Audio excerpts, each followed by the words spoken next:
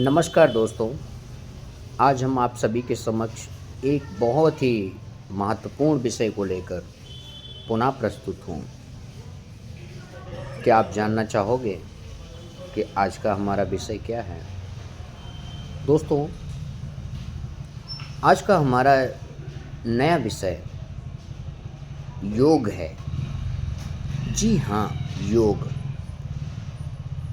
जो संसार में जीने वाला, रहने वाला हर एक प्राणी किसी न किसी प्रकार का योग तो करता ही है। बस उसे ज्ञात नहीं होता कि वास्तव में हम कौन सा योग कर रहे हैं, हमारा योग किस प्रकार है और हम कौन सा योग कर रहे हैं।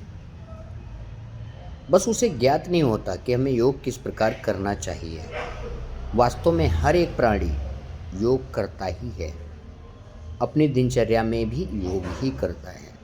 बस उसे नॉलेज नहीं होता है कि हम योग कर रहे हैं या नहीं कर रहे हैं, हम योगी हैं भी या नहीं हैं। वास्तव में हर एक प्राणी प्रतिदिन अपना योग ही करता है।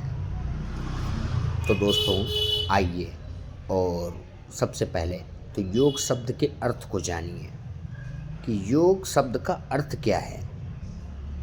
तो दोस्तों, योग शब्द का अर्थ है जोड़ना या मिलाना। अर्थात अगर हम किसी से जोड़ते हैं खुद को या खुद को किसी से मिलाने की कोशिश करते हैं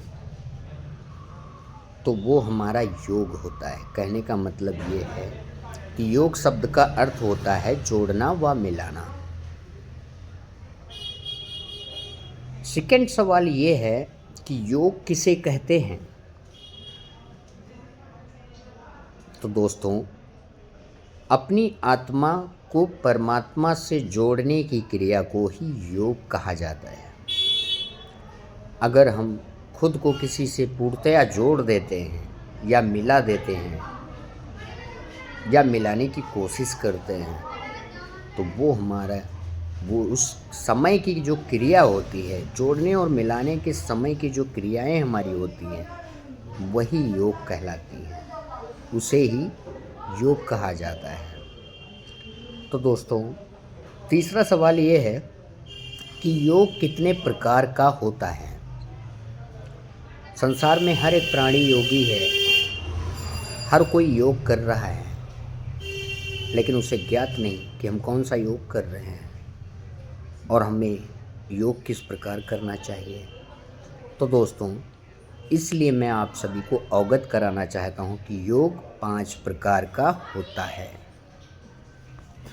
कहने को तो लोग अपने अपने पुस्तकों में, अपने अपने नॉलेज में ना जाने कितने योग बना रखे हैं, पर वो सब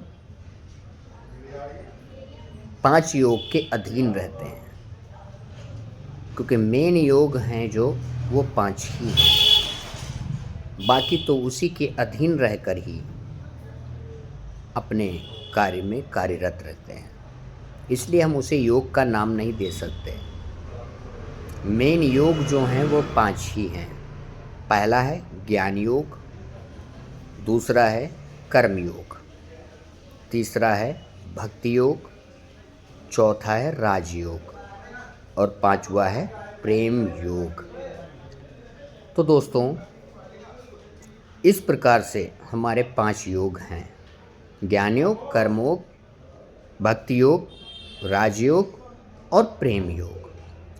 तो दोस्तों, सबसे पहला योग है ज्ञान योग। अब सवाल ये है कि ज्ञान योग किसे कहते हैं और ज्ञान योग को हमें किस प्रकार करना चाहिए। तो दोस्तों, सत्य ज्ञान को अर्जित कर, सत्य ज्ञान को, संसार के सत्य ज्ञान को अर्जित कर पूर्णतया सत्य ज्ञान को अर्जित कर, ज्ञान को जीवन का आधार बनाकर, सत्य ज्ञान को अर्जित कर यानी एकत्र कर, उसको अर्जित अर्थात पाना, उसे एक्सेप्ट करना, तो सत्य ज्ञान को अर्जित कर ज्ञान को जीवन का आधार बनाकर, यानी सत्य ज्ञान को अपने जीवन का आधार बना लीजिए। तो सत्य ज्ञान को अपने जीवन का आधार बनाकर पूर्ण सद्भाव से सत्य ज्ञान का प्रसार करना ही ज्ञान योग कहलाता है। अधिकतर या ज्ञान योग टीचिंग लाइन में पाया जाता है। दोस्तों, टीचर पर्सन, जितने भी संसार में टीचर पर्सन हैं, अध्यापक हैं, जो शिक्षकों को ज्ञान देते हैं, वो अक्सर ज्ञान योगी ही हैं। बस हम लोग समझ नहीं पाते उन्हें कि वो क्या है, पर उन्हें भी पूरा नॉलेज नहीं होता कि हम जिस योग को कर रहे हैं वो हमें सत्यता से करना चाहिए। कभी भी बच्चों को उल्टा सीधा ज्ञान नहीं देना चाहिए। मुझे ऐसा ज्ञान देना चाहिए जिससे बच्चों का भविष्य उज्जवल हो सके और वो उचित रास्ते पर चलकर अपने जीवन का कल्याण कर सके। इसलिए सभी शिक्षकों से भी मेरा कहना है, सभी टीचर पर्सन से भी मेरा कहना है, संपूर्ण भारतवर्ष के सभी टीचर पर्सन से मेरा एक ही कहना है कि आप अगर टीचिंग लाइन से जुड़े हुए हो, बच्चों को शिक्षाएं दे रहे हो, तो आप एक योगी पर्सन हो, आप ज्ञान योग कर रहे हो। किंतु क्या आप सत्यता से कर रहे हो? क्या आप सही रास्ता बच्चों को दिखा पा रहे हो? 80% टीचर भी बच्चों को उचित रास्ता नहीं दे रहे हैं, उचित ज्ञान नहीं दे रहे हैं, अनुचित पाठ पढ़ा रहे हैं। इसलिए मैं सावधान करना चाहता हूँ सभी टीचर पर्सन को कि कृपया आप अपने ज्ञान योग को अपनी सच्चाई और ईमानदारी से कीजिए, ताकि हमारे देश का भविष्य उज्जवल हो सके। आने वाली नई पीढ़ियाँ उचित ज्ञान पाकर अपने जीवन का कल्याण कर सकें। दोस्तों, इसी के साथ आप सभी को राधे राधे। नेक्स्ट वीडियो हमारा होगा कर्म योग पर आधारित।